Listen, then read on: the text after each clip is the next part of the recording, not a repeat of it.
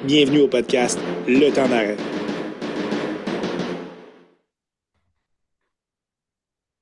Le podcast d'aujourd'hui est fièrement commandité par l'équipe Jordan Lanoux et associé chez IG Gestion de Patrimoine. C'est une équipe de planificateurs financiers super terre-à-terre, dynamiques et passionnés. Disponibles et transparents, leur mission est de vous aider à réellement comprendre le monde dans lequel on vit et qu'on n'a pas pris le temps de nous expliquer. Simplement vous aider à atteindre vos objectifs et vulgariser le jargon des finances pour avoir la tranquillité d'esprit.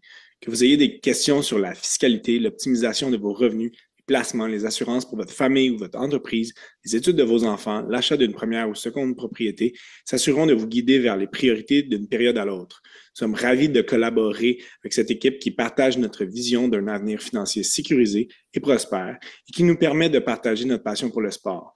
N'hésitez pas à les contacter pour prendre un temps d'arrêt et discuter de votre futur financier. Bonjour à tous, bienvenue à l'épisode 94 du Temps d'arrêt. Je reçois aujourd'hui Michael Moncharland, Thierry Murray. Les gars, ça va bien? Ça va très bien, merci toi, Ça Étienne. va très bien, ça va très bien. Vous l'aurez deviné, je ne vous reçois pas pour parler de jardinage.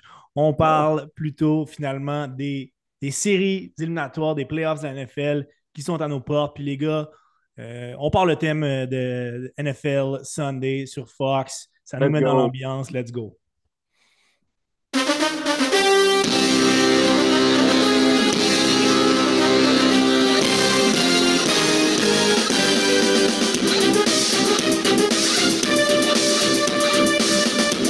Impossible de ne pas être craqué après ce thème.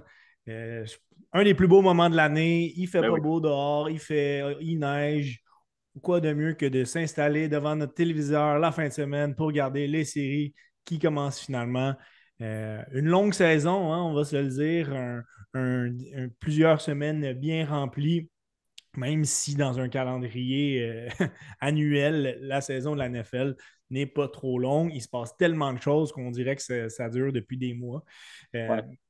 Faisons un petit retour, si vous le voulez bien, les gars, avant de parler des affrontements qu'on a pour le premier tour, sur disons, la grosse année qu'on a eue en couverture du temps d'arrêt sur nos power rankings qu'on faisait Mhm. aux 2 ou 3 semaines, dépendamment, sur les équipes, les joueurs aussi. Et si je regarde vos prédictions de début de saison, avant la semaine 1, on est quand même à 4 des 7 équipes qui se sont faufilées en série. Donc, c'est bon. On a eu des surprises de part et d'autre, là, et c'est normal. Là. Je pense que de frapper pour 100%, ça aurait été digne d'un exploit. De toute Euh, façon, c'est ça qu'on veut, je pense, c'est d'avoir de se à peu tromper, près ben quatre oui. équipes. On sait que ces quatre équipes-là, c'est ça Ouais. qu'on va voir, puis avoir des surprises dans les prédictions. Mais C'est ouais, plaisant d'en Thierry, avoir. parle-moi donc un petit peu de justement la couverture que tu as faite de ton côté des receveurs puis des équipes de la NFC là, en quelques mots pour mettre dans le bain un petit peu tout le monde. Là. Ben, c'est sûr que j'ai été quand même assez déçu des 49ers, Ouais, qui selon les anciens, les, les finalistes au Super Bowl l'année passée, qui ouais, finalement ont eu une saison très, très horrible. médiocre, là. Donc ça, je les avais mis deuxième au début de la saison au podcast, puis finalement, ça a pas vraiment marché de Ça n'a pas leur levé. côté. Puis on a eu des grosses surprises comme les Vikings, eux, qui sont sortis de nulle part. Les Commanders On n'en aussi. avait pas parlé, puis si on avait dû en parler, j'aurais sûrement pas été très élogieux à leur endroit, puis je me serais sûrement planté. Mais je pense que j'aurais pas été le seul à travers les fans de la NFL à s'être trompés sur leur sujet. Définitivement. Donc, Michael, de ton côté, Ouais, ben moi, tu sais, j'avais mis les Jets que je voyais. Je voyais gros quand même, les Jets. Puis on dirait que je me suis accroché, mais écoute, ça a vraiment pas levé cette année. non. Les Bengals, je trouve ça Ça passait vraiment proche. dommage. Ça passait Pas assez proche. proche, beaucoup de défaites par très peu de points, là. Puis je trouve qu'ils ont connu une belle fin de saison, mais écoute, ils l'ont échappé. Puis les Dolphins, ça a été un peu catastrophique, là. Et du côté des Bengals, je pense que beaucoup d'équipes de la AFC, de l'américaine, qui étaient très heureuses de voir les Broncos gagner. Parce que, oui, les Broncos, on en parlera, là, ils sont compétitifs, ils ont leurs atouts, leurs qualités. On parle sinon la meilleure attaque de la NFL dans le dernier droit, celle des Bengals. On faisait la pluie et le beau temps. Finalement, justement, le milieu, le début de saison, la défaite contre les Pats, finalement, qui aurait fait la Ouais. différence. mais on a trébuché à quelques reprises. C'est une équipe qui aurait mérité d'être en éliminatoire. C'est dommage un petit peu pour eux, mais je pense qu'on aurait pu faire un bout de chemin si on s'y était faufilé. Une équipe qui rentre avec du momentum, c'est extrêmement dangereux. Ben Donc, oui, En as-tu vu plus, la réponse de Kelsey par rapport à ça sur les Bengals? Il a dit est-ce que vous avez reposé les partants des Chiefs pour pas voir les Bengals en playoff? Puis Kelsey est comme I ain't scared of fucking nobody. Puis il a été piqué au vif, là. voilà. Ce qu'on vous offre pour ce parcours éliminatoire, ben, c'est rien de moins que la plus grosse couverture de l'histoire du temps d'arrêt. On y va avec notre traditionnel épisode de début de saison. On va rajouter un plus court épisode entre chaque ronde. Donc, on reviendra la semaine prochaine, l'autre d'après aussi, sur les matchs qui ont eu lieu la semaine d'avant et ceux qui sont à venir. Donc, on est excité de vous offrir vraiment une couverture là, mur à mur au temps d'arrêt sur les éliminatoires de la NFL. On, on y allait souvent un petit peu plus global les dernières années. Là, on ne laisse rien de côté, aucun détail ne nous passera sous le nez. Et ce qui va nous mener évidemment au Super Bowl où on va y aller vraiment d'une analyse là, en détail. C'est pourquoi aujourd'hui, on ne parlera pas trop des Chiefs et des Lions, les deux équipes qui ont terminé premiers de leur association avec une fiche identique de 15 victoires, 2 défaites. Ils sont en bye cette semaine. On va jouer la semaine prochaine contre un adversaire qui est à déterminer. Donc, on en parlera plus longuement la semaine prochaine. Donc, on se lance dans le vif du sujet, si vous voulez, bien les gars. Vous allez analyser les rencontres qui se trouvent dans l'association que vous couvriez cette année. Je pense vous connaissez un petit peu plus mieux ces équipes-là. Vous êtes bien placé pour en parler.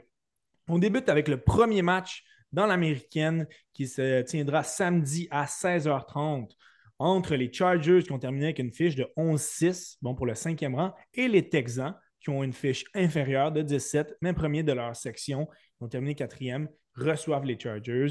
Les Chargers sont 6-3 à l'étranger et l'attaque des Chargers a vraiment pris son rythme là, on peut parler qu'il y a eu un effet John Harbaugh. Là. Absolument. C'est John ou c'est Jim?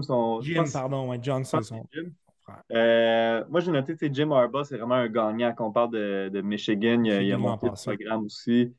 Donc, Champion national pour ceux qui n'étaient pas trop oui, au courant. Là. exact. Donc, vraiment un bon entraîneur. Puis, c'est sensiblement, tu sais, le personnel, changé un petit peu, mais je trouve que c'est vraiment la vague du coach, la nouvelle ambiance dans l'équipe. Ça a donné un nouveau souffle à cette équipe-là.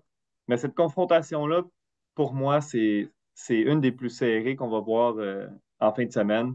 Euh, Quand on regarde les statistiques au niveau de l'attaque, les deux se chevauchent. Là. Tu sais, si on prend les verges par match, 340 LA, Houston 344. Donc, toutes les stats qu'on peut regarder, je trouve que sont vraiment côte à côte. La différence, pour moi, euh, qui devrait se passer, selon moi, c'est au niveau du corps arrière. CJ Stroud a Voilà. connu, je trouve, une saison décevante. Euh, à Juste sa pour mettre défense, il a les gens perdu. en contexte, Michael, on a souvent parlé au podcast du passing rate. Celui de CJ Stroud est de 87,0, donc une grosse chute par rapport à l'année passée. Et du côté de Herbert, on parle de 101,7. Seulement 3 interceptions, c'est extraordinaire quand même. Là. Oui, absolument, absolument. Puis, tu sais, leur nombre de verges est sensiblement pareil. 3800 pour Herbert. CJ, il y en a 3700 quelques. Mais tu sais, CJ, il a perdu Tank Dell. Puis là, il a perdu récemment Stephon Diggs. Ouais.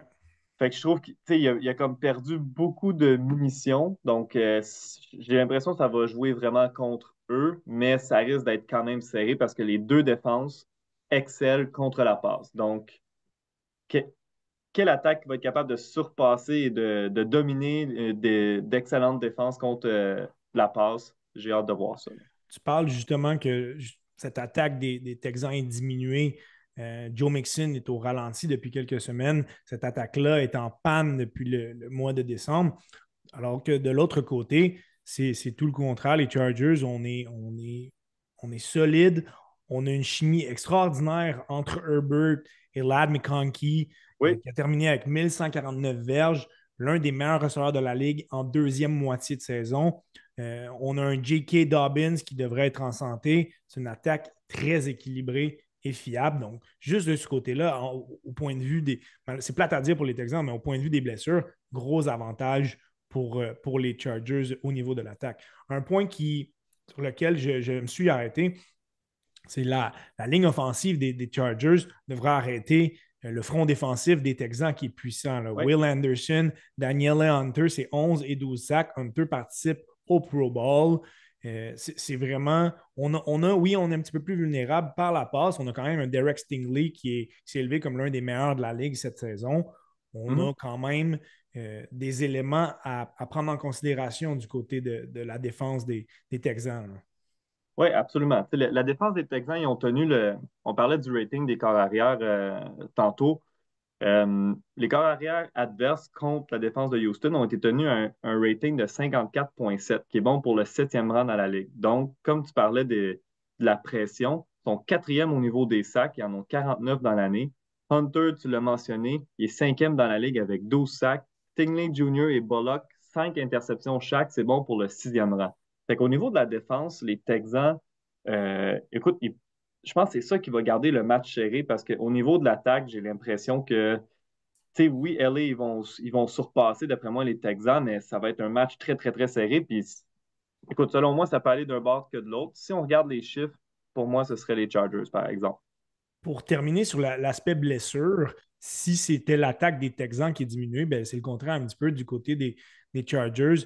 La tertiaire est diminuée. On peut penser qu'un Derwin James qui a connu une excellente saison, on aura vraiment plein les bras. Il devra vraiment monter son jeu d'un cran. Une dernière statistique que je veux mettre en lumière, la ligne offensive des Texans est 4e pour le nombre de sacs alloués. Donc, c'est la 4e équipe qui a alloué le plus de sacs cette saison contre les Chargers qui sont 6e pour les sacs réussis. Donc, on sait que les Chargers, on a des vétérans comme Bosa, comme Khalil Mack. Ils n'ont plus l'impact qu'ils avaient. On travaille en comité, mais on pourrait avoir un aspect qui avantage grandement les Chargers à ce niveau-là. Justement, cette guerre des tranchées, selon moi, fera en sorte aussi que j'avantage les Chargers pour ce premier match. Et une dernière, là, ça m'a surpris, les Chargers sont premiers pour les points contre par match avec 18. Fait que, tu sais, les autres stats sont à peu près le premier tiers, mais vraiment pour les points, là, sont premiers. Fait ils plient un petit peu, mais ils cassent pas. 18 points, c'est vraiment pas beaucoup. Donc, du gros travail à faire pour CJ. Effectivement. Premier match dans la nationale se tiendra dimanche à 16h30. Thierry, tu vas clairement être rivé à ton téléviseur et tu vas être stressé pour regarder le match entre les Packers qui ont terminé à 11-6, bon pour le 7e rang, et les Eagles et leur fiche de 14-3. Les Eagles ont terminé à 8-1 à domicile. Depuis leur bye à la semaine 5, ils sont 12-1. Et là, la grande question, c'est est-ce que Jalen Hurts sera en santé? Il est aux prises avec une commotion cérébrale qui lui a fait manquer les dernières semaines d'activité. S'il est absent, ce sera Kenny Pickett. Et on ne parle pas du même individu pour vaincre les Packers, mais de ce qu'il a pratiqué aujourd'hui, devrait être en mesure là, d'affronter les Packers. Ouais. Avant de commencer, Étienne, pour ceux qui nous regardent sur YouTube, je vais changer ma casquette pour celle-là des Eagles. Oh, pas de problème. On y va avec l'aspect partisanerie, j'adore ça. Donc, effectivement, tu en as parlé de Jalen Hurts, là, c'est quand même à surveiller, mais selon moi, il va jouer. Je pense aussi qu'on garde un peu le suspense pour pas divulguer trop vite aux Packers là, contre qui ils vont devoir jouer. Est-ce qu'ils se préparent pour Jalen Hurts ou ils se préparent contre un autre carrière, un Tanner McKee ou un Kenny Pickett? Donc, peut-être c'est une petite stratégie juste pour brouiller les cartes, mais selon moi, ça va faire un mois que Jalen Hurts a fait sa commotion. On est en éliminatoire, je pense ça me surprendrait fortement qu'il soit pas habillé. Ouais. D'un point de vue, pour continuer sur Jalen Hurts, ça n'a pas été sa saison la plus excitante, mais possiblement sa plus efficace. Là, on regarde, il a eu son meilleur passing rate en carrière à 103,7. Ses receveurs, on a semblé avoir eu un petit peu de l'inconstance du niveau. Oui, A.J. Brown, il a été blessé. Il a montré son mécontentement. On a un Devin Smith et Dallas Goedert qui sont des belles cibles. Mais l'attaque a véritablement passé par Saquon Barkley qui a terminé avec 2005 verges au sol. C'est quand même considérable comme exploit. Là. Oui, ben, en fait, c'est ça. L'attaque a eu de la difficulté à se mettre en marche. Je pense que les 4 premières semaines, là, c'était quand même assez difficile. On avait un mauvais équilibre, les passes n'étaient pas au rendez-vous. Puis on a vraiment débloqué après ça. Là, on a eu une séquence de beaucoup de victoires en ligne. Puis là, Jalen Hurts s'est replacé un petit peu, mais en même temps, justement, étant donné que ça passait par le jeu au sol avec la grosse ligne à l'attaque et c'est Saquon Barkley. Donc, on n'a pas eu besoin d'être si efficace que ça par la passe. Puis je pense que c'est justement bien que c'est une bonne année pour que Jalen Hurts ait un ralentissement. On avait une grosse attaque au sol pour compenser. 3 membres de cette ligne à l'attaque qui sont au Pro Bowl, c'est pas rien.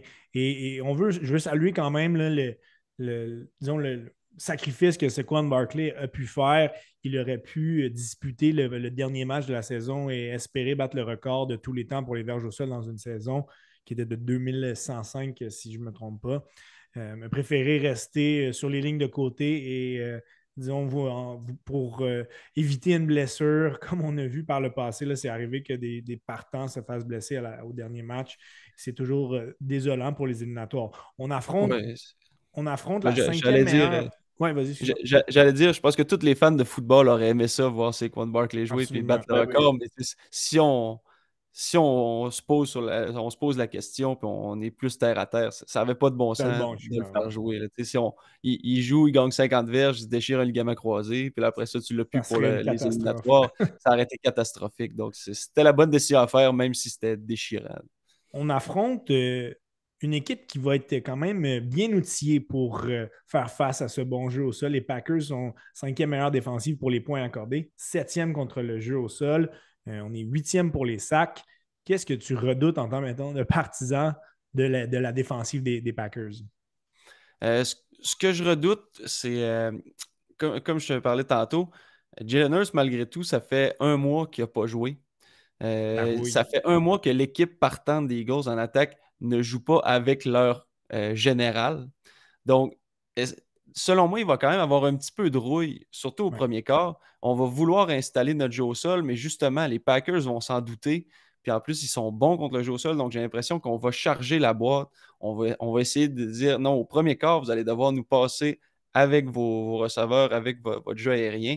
Donc j'ai l'impression que ça pourrait, au premier quart du moins, ça pourrait tenir les Eagles à un très bas pointage, peut-être même à 0. Surtout que les Eagles n'ont pas été très bons au premier quart durant toute la saison. Ouais. Je pense que c'est une des équipes qui a marqué le moins de points au premier quart de toute la ligue. Donc, ça, selon moi, ça pourrait être une clé pour les Packers, du moins pour Le, freiner les Eagles.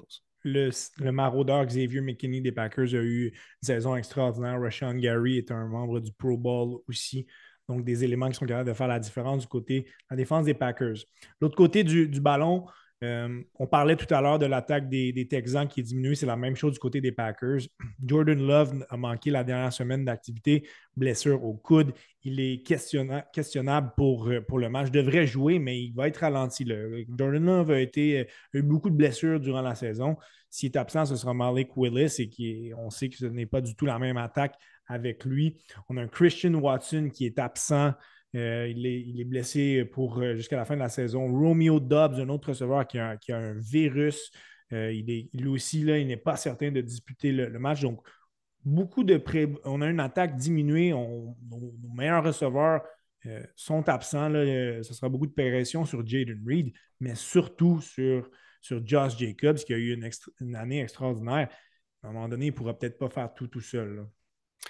Ouais, écoute, tu t'en as parlé, puis les Eagles, cette année, sont classés premiers au niveau des verges des verges par la passe en défensive. On a accordé 174 verges par match toute la saison. Donc là, tu viens d'en parler, Jordan Love qui a une blessure. Euh, Christian Watson ne sera pas là. Ça va être une grosse tâche. Il va falloir que ça passe par le jeu au sol. Puis en même temps, ben, les Eagles sont très bons aussi contre le jeu au Voilà. sol. Avec nos deux gros plaqueurs défensifs, Jordan Davis et Jalen Carter qui sont dans le milieu. Ça va être difficile en attaque de trouver nos repères parce que justement, on risque d'être assez unidimensionnel. Puis c'est rarement bon, une équipe qui est Ce qui me unidimensionnelle en fascine éliminatoire. du côté de la défensive des Eagles, c'est à quel point on est capable de repartir un nouveau processus, de se rafraîchir avec des effectifs nouveaux. On regarde leur duo de linebacker, pardon, le terme français m'échappe, là. Secondaire. Le secondaire, pardon, oui, merci. Zach Bond et Nakobe Dean, qui ont été extraordinaires cette année. Nos deux premiers choix au dernier repêchage, Quinion Mitchell et Cooper DeJean, qui sont deux joueurs qui évoluent dans la tertiaire des Eagles, ont eu une année fantastique aussi. Alors, des joueurs qu'on amène pas de n'importe où, parce que ce sont des joueurs à haut profil, mais on a le don de rentabiliser les choix qu'on va chercher du côté de la défensive des Eagles, puis on dirait que ça marche régulièrement, là. Ouais, ça, il faut féliciter Howie Roseman, Ouais. le DG des Eagles, qui a l'air toujours de frapper dans le mille quand il va chercher des agents libres. On dirait qu'à chaque saison, il va chercher des agents libres vraiment pas chers, puis il est capable de les faire jouer à un niveau élite. Là. Zach Bond, il coûte absolument rien. Je pense qu'il fait le salaire minimum d'un joueur de la NFL qui est, je pense, même pas 1 million par année. Lui aussi Puis sera au Pro Bowl il est classé comme le meilleur secondaire cette année. C'est une aubaine incroyable. Là. Donc, vraiment du bon travail de Donc, ce niveau-là. en mentionnant tout ça, je pense que c'est difficile de ne pas donner l'avantage aux Eagles. Surtout, ils sont à domicile, c'est difficile d'aller battre les Eagles avec cette foule Puis, hostile. puis une dernière chose en plus, c'est que il y a souvent une question de momentum aussi. Puis les Packers, présentement, ont clairement pas un très bon momentum. Ont perdu leurs deux derniers matchs. Ont même perdu contre les Bears, qui sont très ordinaires en fin de Ouais. saison. Ils perdent leurs deux derniers matchs, perdent leur meilleur receveur. Jordan Love se blesse. Je ne sais pas c'est comment dans ce vestiaire-là, mais je ne sais pas s'ils sont. Mieux Je d'être ne solide, crois pas qu'ils sont gonflés à bloc là, dans le vestiaire. Là. effectivement. Le deuxième match dans l'américaine, Michael, se tiendra samedi à 20h. Et il y a un mois, on aurait dit que c'est un duel qui aurait pu m'exciter et dans lequel les Steelers auraient probablement été à domicile. Là, les choses ont changé. La situation a été complètement différente depuis un Ouais. mois. On parle d'une victoire des Ravens dans une victoire clé de 34-17 le 21 décembre contre les Steelers, justement.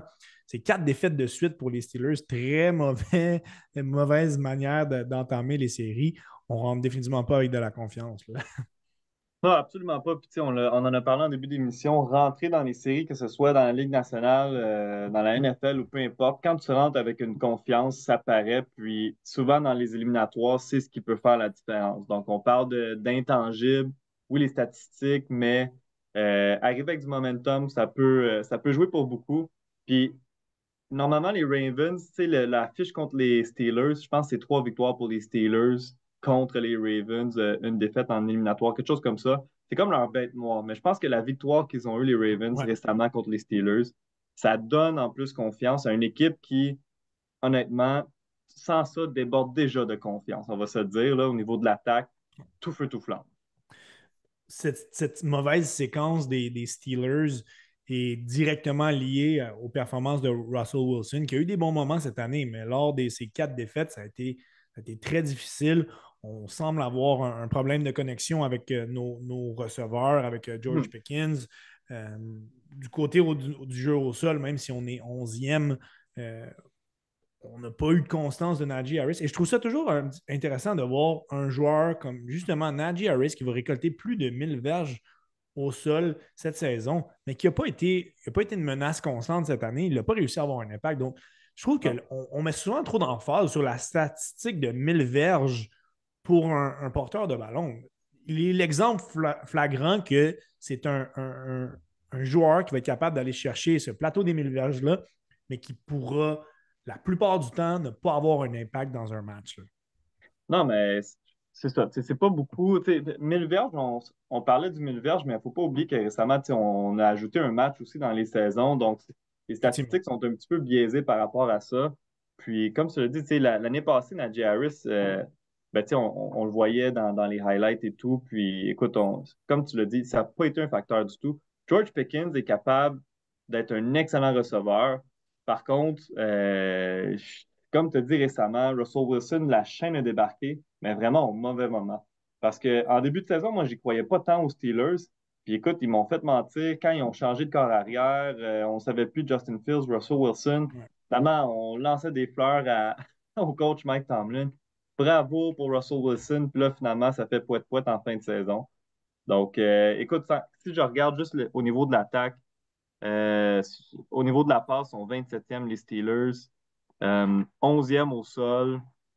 Euh, La consolation, c'est qu'on affronte, on n'affronte vraiment pas la meilleure défensive aérienne de la Ligue de la NFL. Il faut quand même mettre un bémol là, sur le fait que les Ravens sont 31e contre la passe.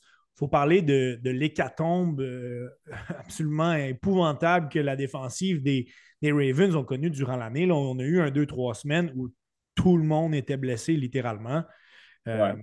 donc, cette statistique-là est un petit peu faussée. Est-ce qu'on a une des meilleures défensives contre la passe? Pas du tout. Mais on a certains points aussi à garder en tête. Là.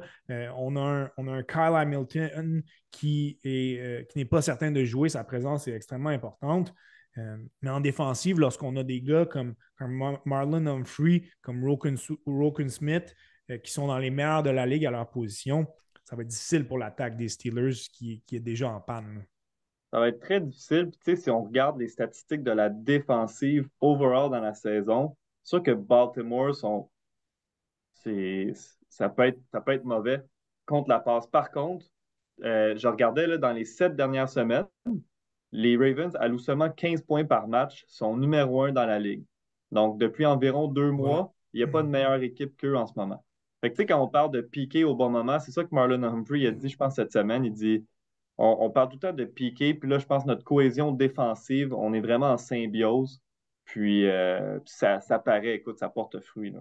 Passons d'une attaque très peu excitante à une qui l'est au plus haut point, celle des Ravens de Baltimore, qui on a un jeu au sol absolument dévastateur. On Ah en ouais. parlait en début de saison à quel point justement cette menace, cette double menace avec Derrick Henry et Lamar pouvait être violente, mais je pense que on n'en effleurait même pas tout le potentiel que ce duo-là pouvait avoir. On a vraiment dépassé les attentes. Derrick Henry, c'est 1921 verges au sol. Lamar, c'est 915. Il a aussi été excellent par la passe.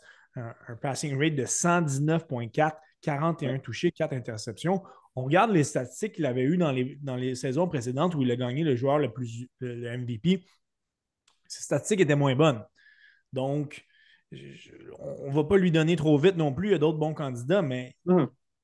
force est d'admettre qu'il est dans une position où on est placé, il rentre avec beaucoup de confiance, mais le point d'interrogation majeur revient toujours, avant de parler de la défensive des Steelers, est-ce qu'il va être capable de faire le travail quand ça compte? Ben écoute, moi, c'est ce que j'ai. Tout ce que tu as dit sur Lamar est vrai. Puis j'ai écrit dans mes notes, la seule affaire qui accroche dans ce match-là, est-ce que Lamar peut gagner en séries éliminatoires? Fiche de 2 victoires, 4 défaites. Dans ces matchs-là, 6 interceptions, 3 ballons échappés. Donc, écoute, est-ce que c'est un joueur qui choke sous la pression? Je ne sais pas, mais en même temps, tu sais, c'est sûr, les chiffres parlent d'eux-mêmes. Mais dans une saison comme il y a eu cette année, puis avec un Derrick Henry en santé qui peut vraiment charrier l'équipe sur ses épaules, tu sais, c'est un monstre à 2 têtes. On en parlait en début de saison, mais comme tu as dit, on n'avait pas idée à quel point ça allait être dominant. Puis ça aide à toutes les facettes, là. On va se dire, Lamar Jackson a d'excellents chiffres au niveau aérien, mais ce qui se passe, c'est que les défensives remplissent la boîte, les secondaires se rapprochent pour soit arrêter Derrick Henry ou éviter une faufilade de Lamar qui court. Ben là, évidemment, ça crée des couvertures homme à homme, puis des receveurs qui sont peut-être pas dominants dans la ligue, mais ils réussissent à se libérer, ce qui aide énormément là, l'attaque des Ravens. Et justement, Ouais.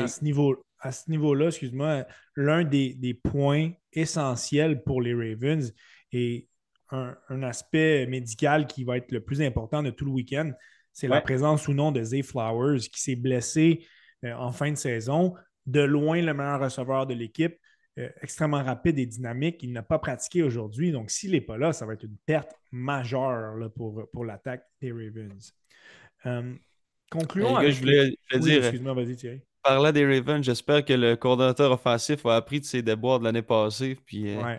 va utiliser le jeu au sol beaucoup plus que le jeu aérien, surtout Ben vous oui, avez pour parlé vrai. On n'a pas le choix. Là. Je pense que même, peu importe qui on affrontait, c'est l'identité de cette équipe-là. Il faut que ça passe par là. On affronte une excellente défensive, celle des Steelers. On a des joueurs qui peuvent faire la différence. Là. Euh, Cameron Hayward, TJ Watt, Joey Ouais. Porter Jr., Minka Fitzpatrick et surtout Patrick Queen qui risque d'être accueilli de manière très chaleureuse Oui, hein? à son ancien domicile. Reste qu'on a vraiment des éléments qui. On est sixième contre la course quand même. Là. Oui, on affronte des meilleures équipes de la NFL à ce niveau-là, mais on a quand même des éléments qui peuvent les arrêter. Oui, absolument. Tu sais, comme tu l'as dit, sixième contre la course. Les points par match sont huitièmes dans la ligue. Pour arrêter les troisième essais, sont deuxième. Les verges par les matchs, là, les verges totales, autant aériennes que courses, sont onzièmes. Donc, écoute, voyons, le X, si on veut, dans cette défense-là, c'est au niveau contre le jeu aérien. Ils sont 25e. Mais le reste sont vraiment dominants. Donc, est-ce qu'ils vont forcer Lamar à, justement, Thierry le mentionnait, est-ce que le coach il va capoter un petit peu avec ça, puis il va y aller, on va profiter de leur faiblesse, puis on va lancer le ballon beaucoup, ou il va quand même y aller avec leur identité, montre à deux têtes, ils vont utiliser le jeu au sol. Moi, je leur souhaite, même si Oui. les TJ Watt et compagnie sont là, de rester avec leur jeu au sol. Dès que ton jeu au sol il marche, ça ouvre le jeu aérien, puis ils vont être en business en masse en fin de semaine. Exactement. On ne garantira pas une présence des Ravens au Super Bowl, mais ça devrait pouvoir tenir pour cette première semaine éliminatoire. Le deuxième match dans la NFC se tiendra dimanche 20h. On opposera les Commanders et leur fiche de 12-5, bon, pour le sixième rang, contre les Buccaneers et leur fiche de 17. Encore une fois, on parle d'une question de premier de division. Les Buccaneers ont été premiers dans une section très faible. Les Commanders, voilà pourquoi ils sont à l'étranger. Tampa Bay, c'est 5-4 à domicile cette année. Washington, 5-3 à l'étranger. On note la victoire de 37-20 de Tampa Bay à la semaine 1. Ça fait quand même très longtemps. Mais quand même, pour mettre en contexte le dossier de 12 victoires des Commanders, Washington, cette année, c'est 8 victoires par 6 points ou moins. On a facilement une ou deux victoires qu'on n'aurait pas dû obtenir. Là, je pense tout de suite au Hail Mary contre les Bears. 9 fois sur 10, ce jeu-là ne marche pas. Ouais. Donc, parle-nous un petit peu de ce qui retient ton attention sur cet affrontement-là, Thierry. Ah ben, t'en as parlé, Étienne, puis je vais revenir là-dessus, mais je peux t'énumérer les victoires des Commanders contre qui ont gagné. On a gagné 2 fois contre les Giants, une fois contre les Bengals, une fois contre les Cardinals, contre les Browns, contre les Panthers, euh, contre les Cowboys. Donc, Rien de très c'est toutes des reluisant. Là. équipes qui sont très médiocres. Donc, on n'a pas de victoire signature. La seule qu'on a eue, c'est contre les Eagles. Puis les Eagles, on se rappelle qu'ils ont perdu Jalen Hurts au premier quart de cet affrontement-là. Donc, selon moi, c'est une équipe qui est prometteuse. Ils ont Ouais. trouvé un bon carrière qui joue super bien. Il va probablement être la recrue Offensive de l'année. Ouais, offensive par excellence. Mais j'ai l'impression qu'ils sont pas où ils devraient être. T'sais, ils ont été très favorables dans leur affrontement cette année. Puis, j'ai l'impression que ça va leur jouer des tours en éliminatoire. Je crois pas qu'ils vont faire un long bout de chemin.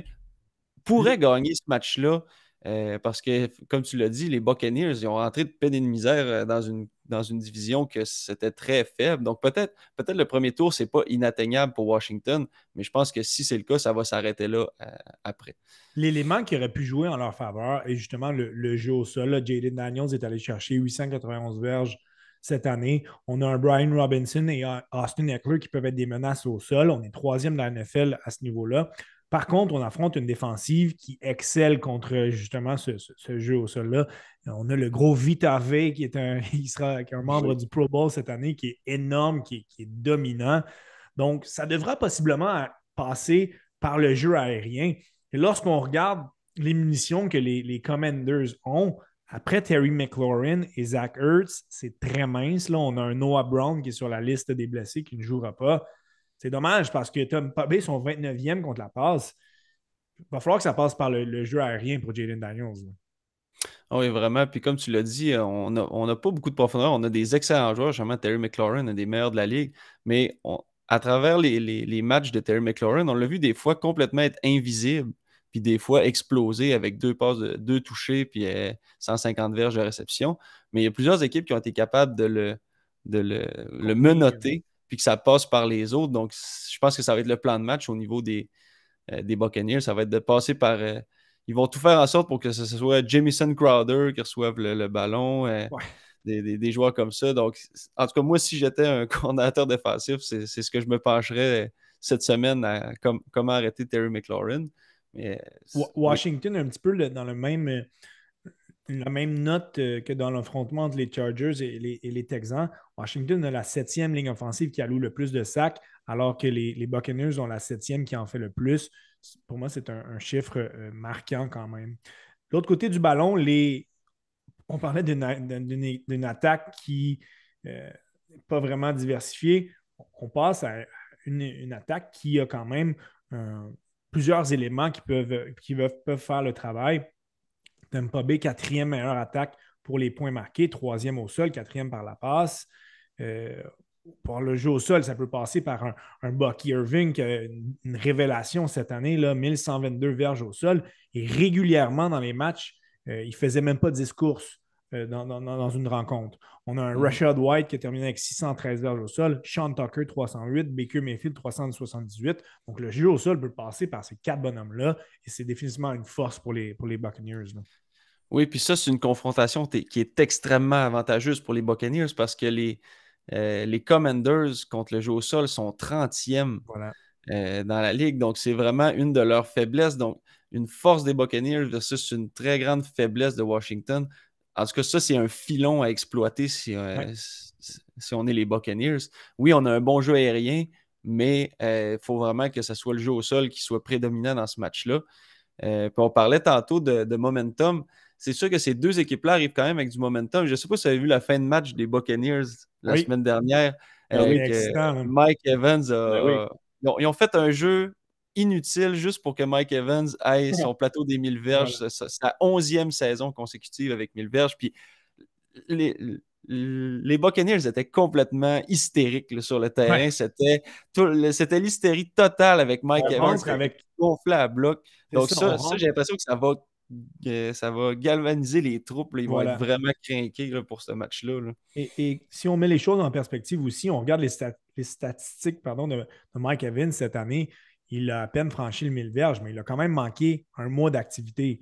Donc, ça a été un facteur très important pour l'équipe en fin de saison dans cette course aux éliminatoires. Baker Mayfield, autre excellente année, là, passing rate de 106,3, 41 touchés, 16 interceptions. Donc, devra faire attention de ne pas donner le ballon à l'autre équipe. On a quand même quelques armes. Là. Cade Otton, l'ailier rapproché, belle surprise cette année. On a un Jalen McMillan qui a vraiment levé son jeu d'un cran depuis l'absence de Chris Godwin. Donc, oui, la tertiaire pas menée, mais dans laquelle Benjamin Saint-Just fait partie des Commanders, est bonne, fait le travail, mais vraiment, là, comme tu l'as dit, c'est le mismatch, c'est au niveau du jeu au sol. C'est ce qui fait en sorte que ça reste d'être très, très difficile pour les Commanders de l'emporter. Oui, puis ce qu'il faut regarder aussi, c'est comme tu en as parlé, on a deux Baker Mayfield. On a Baker Mayfield avec Mike Evans, puis Baker Mayfield sans Mike Evans, puis c'est complètement différent. Puis là, ben, chanceux pour eux, Mike Evans, il est là. Donc, ça devrait beaucoup les aider. Mais c'est sûr que pour Washington, il faut arrêter le jeu au sol. C'est sûr qu'on a passé une longue partie de la saison sans notre plaqueur vedette Jonathan Allen. Là, il est de retour au jeu depuis 2 semaines. C'est sûr que là, il était peut-être un peu rouillé. Mais c'est sûr qu'avoir Jonathan Allen puis Daron Payne au centre, ça va probablement aider. Est-ce que ça va tout changer? Mais en tout cas, ça peut pas nuire. Mais effectivement, je pense que cet affrontement-là, ça va se passer par le jeu au sol, en tout cas pour les Buccaneers. Dans le dernier match, Miguel, de l'Américaine, qui se tiendra dimanche à 13h, on a la sensation d'avoir David contre Goliath. Les Broncos et leur fiche de Pas trop vite, pas 17. trop vite. Voilà. Et les Bills et leur fiche de 13-4. Mais justement, répondons aux gens, là, les Bills qui ont souvent déçu en éliminatoire. Est-ce qu'il y a un piège qui se trouve du côté des Broncos? Les Bills sont invaincus à domicile cette année. Les Broncos sont 4-5 à l'étranger. Donc, rapidement, en regardant ça, on se dit qu'il y a un net avantage du côté des Bills. Et c'est le cas, là. Vous allez voir lors des explications qu'on va vous donner que les Bills, c'est toute une machine de football, là. Oui, absolument. Moi, je trouve que c'est une des belles équipes que j'aime regarder quand je me parque sur mon divan le, le dimanche avec, mettons, les Lions. Mais Josh Allen, tu sais, parlait des MVP tantôt avec Lamar Jackson qui statistiquement pourrait être le MVP, mais Josh Allen qui est presque côte à côte là, avec lui. Moi, Écoute, il prend son équipe sur ses épaules, puis tu regardes les noms qu'il y a en attaque, ce gars-là, il y a pas pas tant de, de, tu sais, pas il de y a pas joueur de ligne étoile. offensif étoile, il n'y a pas de Saquon Barkley avec lui, il n'y a pas de Jamar Chase avec lui. Fait que Non, c'est mais il y a des vraiment, joueurs qui font le travail vraiment dans le système, là. c'est un comité. Ok? Fait Voilà. que t'as Josh Allen, puis après ça, t'as vraiment. Il distribue le ballon un petit peu partout. Je regardais les meneurs par le jeu aérien, puis c'est relativement bien distribué. Voilà. Fait que, Donc, donc, on non, parle ici écoute, de Shakir, de l'IR rapproché, pardon, Kincaid, Hollins, la recrue Coleman, James Cook, qui est un bon porteur de ballon. Moi, ce qui m'a le plus frappé de Josh Allen, si on regarde ses statistiques, là, passing rate de 101,4, 28 touchés, 6 interceptions, quand même 531 verges au sol. La statistique qui, pour moi, résume le mieux la saison de Josh Allen, ce sont ses 12 touchés. Combien de ces 12 touchés ont été des courses improvisées? Ça n'a pas mhm, été des faufilades à la ligne d'une verge tout le non, temps. Ce sont des jeux où il a débordé, où il a vraiment étiré le jeu, où il a vraiment voulu continuer, faire progresser son attaque et ça a payé. C'est un gars qui a foncé tête première, mais de manière sécuritaire, contrairement à toi. Et, et Richardson, des Colts. exactement. Mais je trouve que ça résume bien sa fougue. Au niveau statistique, Lamar, c'est plus étincelant, mais sa fougue font de lui un candidat là, de choix là, justement pour ce MVP-là. Absolument. Puis, écoute, je pense qu'il a donné une des meilleures photos de la NFL de la saison. C'est sur le jeu. Tu sais, il a fait une passe, la passe a été déviée, il a rattrapé sa passe, il a plongé, la neige tombait pour le toucher. C'était de toute beauté. Puis ce gars-là, c'est un des pires trash talkers sur le terrain qu'il n'y a Ouais. pas. Fait il en mange du football, il veut être dans la face de l'adversaire, il veut être cocky. Fait que vraiment, là, il y a une belle attitude puis il y a une drive pour aller chercher les victoires pour son équipe. La défensive des Broncos, bien que méconnue, est capable de très belles choses. On est 19e contre la passe, donc on pourrait avoir certains problèmes à ce niveau-là, puisque Josh Allen pourrait aller chercher un match de 350 verges par la passe. On Ouais, est 3e contre le jeu au sol. On a un Pat Surtain qui est assez bon pour éliminer complètement un receveur. Le problème du côté des Bills, tu le mentionnais, on n'a pas de joueur étoile. Un exact. Pat Surtain aurait été excellent pour éliminer un Jamar Chase contre les Bengals, par Ouais, exemple. Par contre, Pat Surtain, qui est un des meilleurs demi de coin de cette ligue-là, va éliminer un un Keane Shakir Coleman, ou ça va Coleman. laisser quand même beaucoup de place aux autres receveurs parce que le reste de la tertiaire, c'est beaucoup moins reluisant du côté des Broncos, là. Non, exactement. Tu sais, c'est ce que j'ai noté aussi. Là, tu sais, beau comité de receveurs à Buffalo, mais c'est ça. Certain, il ne pourra pas tout faire. Fait qu'il est comme, tu sais, il est comme trop bon. Il va en couvrir un, mais le reste, après ça, il va falloir qu'il se débrouille quand même. Puis Arlen, en étirant les jeux, écoute, ses receveurs, ils trouvent le moyen là, de se libérer. Que j'ai noté, la défensive des Broncos, ils sont troisième contre la course, ils sont troisième au niveau des points par match. Donc, c'est quand même une excellente défensive. Tu sais, moi, oui, on parle d'un mismatch. Les Bills sont beaux, sont bons, mais j'ai l'impression que ça va être beaucoup plus serré qu'on peut le penser à première vue. Et, et les Broncos sont numéro un dans la NFL pour les sacs. Oui, Il y en a exact. 63. Oui, c'est un comité, mais on a un Bonito qui est à 13,5, Zach Allen qui est excellent. on affronte, oui, une bonne ligne offensive, donc il n'y aura pas vraiment là, la disproportion n'est pas trop aussi flagrante que dans d'autres affrontements, mais on a vraiment une défensive qui peut causer des problèmes aux Bills et une équipe qui est habituée de jouer dans le froid, ça, il faut le dire, ça a un impact majeur quand tu vas à Buffalo. Donc ça, ils n'auront pas peur d'aller jouer dans une température de moins 5, moins 10. Là. Non, ça c'est sûr. Puis, Contrairement, tu dis, contrairement aux Dolphins l'an passé. oui, ouais, c'était froid un peu. Mais tu parlais des sacs numéro un, puis c'est comme chaque affaire qui est bon pour les Broncos, le match-up est pas bon pour eux parce que tu parlais de certain et dominant, mais là, il faut qu'ils couvrent un comité de receveurs qui sont bons un peu partout. Fait que ça marche pas tant. Puis Denver numéro un pour les sacs, mais Josh Allen, il se fait pas saquer. Il se fait saquer 2,6% du temps. Fait que ça, il est le numéro un. Puis il y a juste 8 turnovers pour Buffalo. Ça, c'est le meilleur depuis 1933 avec, je pense, les Saints en 2019. Fait que, tu sais, oui, la bonne défense, mais les Bills cette année sont comme une coche en haut. Si on regarde l'attaque des Broncos, on n'a pas le choix d'admettre que c'est vraiment grâce à Bo Nix qui les a menés en éliminatoire. C'est une recrue, un joueur quand même qui est capable du meilleur comme du pire. Il doit éviter les revirements. Là, c'est 12 interceptions et 3 échappées dans son cas. Il y a peu de difference maker là, dans son attaque. Là. Courtland Sutton est une bonne option par la passe, mais on n'a aucun porteur de ballon qui est capable d'avoir un impact pendant 60 minutes de temps. Donc, il va vraiment falloir que Bo Nix fasse de la magie parce que ça va être difficile. Oui, absolument. Puis, tu sais, j'ai quand même été surpris quand je me préparais pour cette confrontation-là, puis je sortais les statistiques des deux corps arrière, tu sais, le face-à-face, puis, tu sais, le pourcentage d'efficacité, Bonix est en haut de 3% de Josh Allen. Touché par la passe, il y en a un de plus. Comme tu l'as dit, les interceptions, il y en a le double. Ça, il faut qu'il protège le ballon. Puis les verges totales, 3775, Allen 3731. Donc, tu sais, veut pas, puis Allen, on parle d'un MVP. Fait que Allen, c'est vraiment son jeu au sol, mais Bo Nix a connu une excellente première saison, je trouve. Puis, tu sais, je les mettais pas, là, les Broncos, en début de saison là-dedans parce que avec Sean Payton, ça n'avait pas été C'est un point fructueux d'interrogation. Hein. à Denver. Puis là, finalement, cette année, ça a débloqué. Mais par contre, Thierry, tantôt, il parlait, je ne me rappelle plus l'équipe qui avait une fiche un petit peu suspecte, je pense que c'était les Commanders.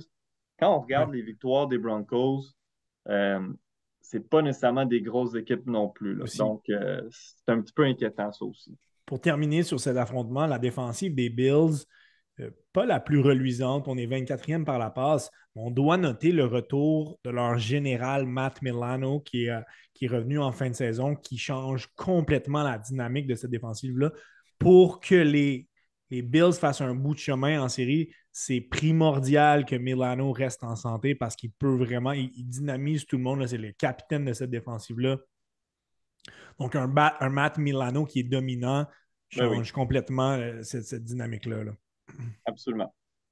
Dernier affrontement dans la nationale qui aura lieu lundi 20h.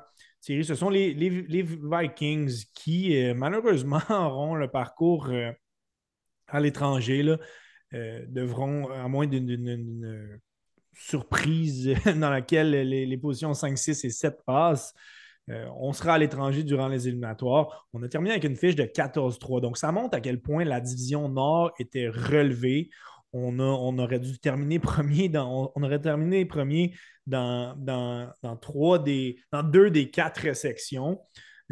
Donc, avec les Lions, avec les Packers, on avait vraiment une grosse division. On a quand même fini avec une fiche de 14-3. On rend visite aux Rams qui ont terminé premier de leur section, fiche de 10 et 7. On termine quatrième. Par contre, la défaite des Rams à la semaine 8 fait en sorte qu'ils affrontent les Vikings au lieu des Commanders. Donc, on se dit des fois, là, on repose nos partants. Matt Stafford ne jouait pas.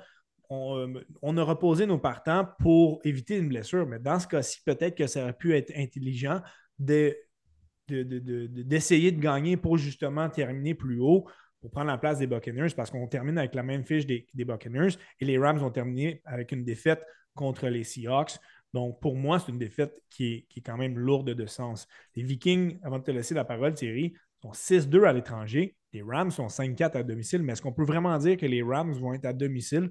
Je pense qu'on risque de voir plus de chandail mauve dans le SoFi que de chandail de la couleur des Rams. C'est triste, Ouais, ça, un peu. le seul avantage d'être à la maison pour les Rams, c'est qu'ils n'auront pas à prendre l'avion, là, mais sinon, Et il ils va n'auront faire pas beau et chaud. l'avantage dans le SoFi Stadium, là, effectivement.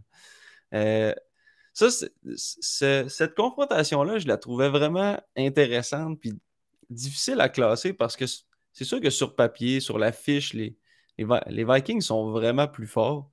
Mais on se rappellera que les Rams ont infligé le premier revers aux Vikings Ouais, vers dans la la semaine 10. mi-saison.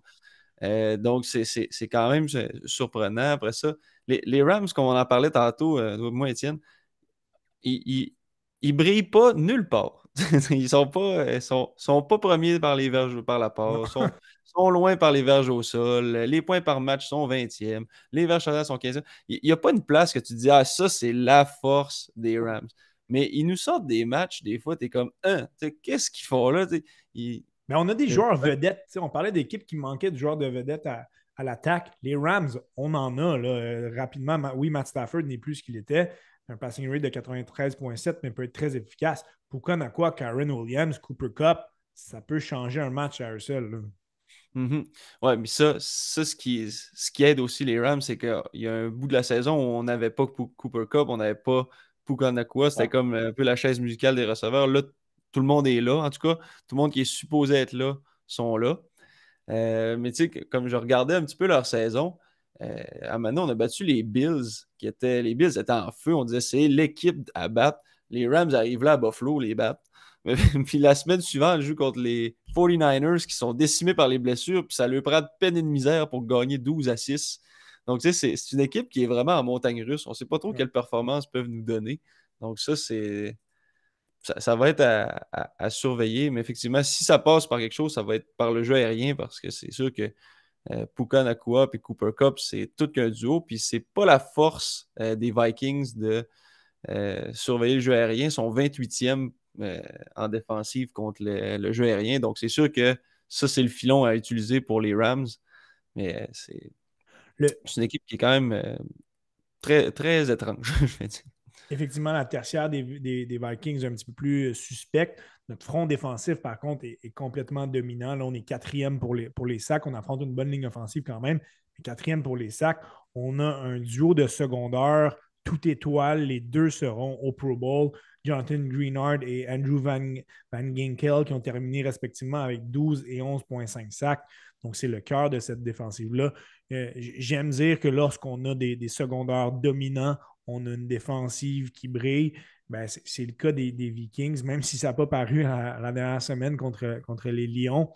On est bien dirigé. Et là, on entend des folles rumeurs comme quoi Kevin O'Connell pourrait être échangé Ah contre oui, j'ai vu des ça. hauts choix au repêchage. Donc, c'est complètement la folie. Et on semble vouloir, du côté des Rams, se rallier sur des petits éléments, là. L'entraîneur Dan Campbell l'a mentionné après la victoire contre les Vikings qu'on on se voit dans 2 semaines, euh, en faisant un sous-entendu que c'était qu'une formalité pour les Ouais. Vikings de battre Mhm. les Rams. Mais comme tu l'as mentionné, c'est une attaque qui est quand même solide et qui peut causer des troubles à cette défensive-là. Ouais, moi, ce que j'ai envie de voir aussi du côté des Rams, ben, en fait, j'imagine que Sean McVay va l'avoir vu aussi, mais étant donné que tu as des joueurs qui mettent énormément de pression puis de la pression rapidement, j'aimerais savoir un Kyron Williams ou peut-être un Tyler Higbee ou Colby Parkinson, les deux ailiers rapprochés, contribuer plus à la protection de passe pour empêcher justement ces joueurs-là d'arriver trop vite, puis trouver des façons de rejoindre nos joueurs rapidement. Puka Nacua, Cooper Cup sont bons aussi pour les verges après l'attraper. Donc, trouver des schémas pour faire des passes courtes, amener un petit peu plus de protection, mais de ne pas avoir des jeux à long développement que Matthew Stafford fait 5 pas de recul, regarde ses options. C'est là, justement, avec des Van Ginkel, puis vont venir bousiller un peu le travail de l'offensive. Donc ça, à mettre, en note pour les Rams. Avantage aussi aux Vikings du côté de cette confrontation attaque-défensive. On a une attaque très équilibrée. On est 6e par la passe. Là, Sam Darnold, un rate de 102,5 sera justement au Pro Bowl. plusieurs cibles intéressantes avec les Justin Jefferson, un des meilleurs receveurs de la NFL, 1533 verges, 10 touchés, au Pro Bowl aussi. Jordan Addison, TJ Hawkinson, Jalen Naylor, Aaron Jones, qui est une menace par la passe aussi, 408 verges. Jones qui peut être efficace au sol, 1138 verges par la course. Donc, on a beaucoup de joueurs qui peuvent faire la différence. Sam Darnold peut distribuer le ballon à pas mal n'importe qui, puis il va être sûr que le travail va être accompli, là. Ah ouais, tu l'as dit, c'est une offensive qui a beaucoup d'armes. La grosse question, c'est Sam Darnold. Est-ce qu'il peut se relever de cette contre-performance contre les Lions qu'il y a eu? Ouais. Manquer tellement des passes. Ce match-là aurait pu être beaucoup plus serré si les passes étaient au bon endroit. Donc, il nous a démontré, par exemple, pendant l'année qu'il a connu des mauvais matchs, mais s'est relevé le match suivant. Donc, il nous a montré qu'il est capable. Cette année, il n'est pas sur des longues disettes. Il est capable de se relever après une mauvaise performance. Donc, je le souhaite pour lui et pour les Vikings. Pour qu'on ait un match intéressant, pour qu'on puisse faire un bout de chemin en éliminatoire. Je voulais juste vous faire un parallèle, les gars. Je ne sais pas si vous vous rappelez, la dernière fois que les Vikings ont été aussi bons que ça, c'était en 2017. Il y a un certain Sam Bradford qui s'est blessé au début de l'année. Personne ne les voyait aller loin. C'est un carrière réserviste qui est venu, c'est quoi? Case Keenum, qui est arrivé de nulle part. Il a commencé l'année, personne ne s'attendait à ce que les Vikings fassent quelque chose. Finalement, ils étaient premiers de leur division. Ils ont eu une saison de feu. Ils sont allés en finale d'association contre les Eagles. Ils avaient battu les Rams avec un jeu spectaculaire de Stephon Diggs à l'époque. Mais c'est comme l'histoire qui se répète. Les Le Saints. carrière partant se blesse. C'est un backup qui prend la place. Puis ils sont dominants. C'est vraiment le même scénario qu'on a eu en 2017. C'est très vrai. Et les attentes seront grandes du côté des Vikings. Là, on a des partisans, vraiment une des bonnes bases de partisans de la NFL, et on a faim, on a hâte, on veut une équipe championne. Donc, je ne sais pas si ça va passer par cette année, mais on a quand même un duel qui est relevé pour cette première semaine-là. Juste terminer sur la défensive des Rams. Tu parlais, Thierry, que les Commanders sont jeunes, mais la défensive des Rams, c'est ça aussi, là. Le front défensif, on a 6 joueurs sur 7 des partants, 6 joueurs sur 7 qui ont 25 ans et moins. On a probablement la meilleure recrue dans la NFC au niveau défensif en Jared Verse qui sera au Pro Bowl. J'avais adoré leur sélection. On a été capable, je ne sais pas pour vous, je m'attendais à un creux de vague du côté des Rams après leur Super Bowls. On avait échangé une tonne de choix de première ronde. Aaron Donald a quitté. On est capable justement de faire un shift très rapidement de cette équipe-là. Donc, je suis quand même content, même si ce n'est pas l'équipe la plus sexy, là, je suis content de les voir en éliminatoire. Sean McVay, quand même. Oui, Sean McVay qui dirige toujours très, très bien ses équipes. Donc, voilà, c'est ce qui fait le tour des 6 affrontements, les gars. On y est allé un petit peu de nos disons, des tendances que pourrait prendre un match. Reste que l'année passée, on avait eu le droit à quelques surprises assez frappantes. Mais là, les surprises, on dirait, pourraient venir des équipes qui sont à l'étranger. Là, on peut penser aux Chargers, aux Vikings, même aux Commanders. Mais je ne sais pas à quel point ce serait vraiment des surprises. J'ai l'impression que nos équipes qui sont à domicile, qui reçoivent à la maison, sont peut-être un petit peu moins fortes que par le passé. Donc, la parité est là. On a certains affrontements qui sont, disons, qui mettent en place les têtes d'affiche de chacune des deux côtés. De ce qu'on a dit, je n'ai pas l'impression qu'on va trébucher de ce côté-là. Mais quand même, là, avec tout ce qu'on a dit, il y avait peu d'éléments où on se disait c'est une garantie, c'est une victoire d'une équipe ou d'une autre. Je pense qu'on devrait avoir un bon 6 affrontements cette semaine-là entre quand même, oui, c'est pas tout le monde qui rentre avec un momentum, mais 12 bonnes équipes dans la NFL. On passera beaucoup, on va couper de moitié dès la semaine prochaine. Donc, ça va faire quand même, ça va vite dans la NFL. Ouais. Les séries, ça s'enchaîne rapidement. Pour terminer, les gars, on ne va pas faire nos prédictions de tous les affrontements. On ne va pas aller jusqu'au bout. Par contre, certains de nos auditeurs font probablement des pools, des brackets, et qui nécessitent parfois de classer une équipe qui sera leur favorite pour le Super Bowl. Donc, pour le plaisir, on aura l'occasion de s'en reparler à chaque semaine. Mais pour le plaisir, à chaud comme ça, je vous demanderai qui serait votre équipe favorite pour le Super Bowl. Puis cette réponse-là pourra changer au fur et à mesure si jamais il y a des équipes qui sont convaincantes ou non. Tiens, Michael, pour commencer. Là. Oh, OK. Je te prends, ouais, je te prends de revers un petit peu, là. Mais... Écoute, j'hésite beaucoup. J'hésite beaucoup entre deux équipes, une dans la nationale américaine, les Bills ou les Lions. Écoute, je sais pas, les Lions, on n'en a pas parlé, mais si Dan Campbell, tu sais, ses quatrième essais, ça peut payer, mais des fois, il se tire dans le pied. C'est plus J'aimerais. conservateur un petit peu, peut-être, ça pourrait l'aider. Là. Ouais, mais écoute, je vais y aller. Oh my God. En tout cas, je vais prendre ça. C'est une belle finale. Bills Lyon. Ouais, On va y aller ouais. avec ça. Puis je vais y aller avec les Lions, tiens. Lions Les Super Bowl. Lions. Thierry, de ton côté. Ouais, j'aurais pas le choix de remettre ma casquette des Eagles J'aime ça. pour mon équipe, mais je pense que les Eagles, ça, c'est sûr, là, il y a un petit peu de partisanerie. Là, je mets mon côté, je mets ma Ben oui, casquette de vas-y, partisan. vas-y. Les Eagles, je pense qu'ils ont des bonnes chances de se rendre au bout. Avec leur grosse défensive qu'ils ont, c'est une des meilleures qu'ils ont jamais eu. Mais en fait, je pense que c'est la meilleure défensive qu'ils ont jamais eue, les Eagles. Après ça, ils ont une attaque. Ils ont des gros canons partout. Il n'y a aucune position, que ce soit en attaque ou en défensive, qu'il y a un trou. Ils sont forts partout. Puis j'imagine que, mettons, ils arrivent contre les Lions. Les Lions, eux autres, leur défensive est complètement déchirée. Absolument. Ils ont plus de force là. Donc, j'ai l'impression que ça va leur jouer des tours. Puis de l'autre côté, je vais dire je vais prendre une équipe que ça ne me tente pas, mais qui vont être là. Les Chiefs. Ben justement, Cette année, ils ont tout gagné, puis c'était même pas beau. Non. C'est genre la meilleure équipe poche que j'ai vue depuis longtemps. j'ai Ben, hâte des qu'on s'en. chanceux.